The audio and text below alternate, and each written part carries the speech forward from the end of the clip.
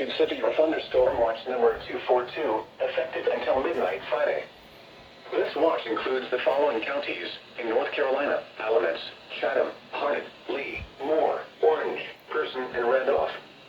Remember, a severe thunderstorm watch means the conditions are favorable for the development of severe weather, including large hail and damaging winds in and close to the watched area.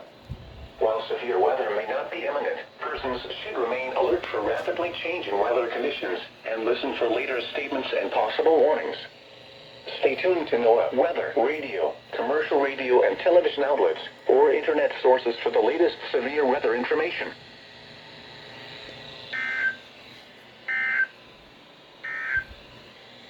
This is NOAA weather, radio, all hazards, station WXL58, operating on frequency 162.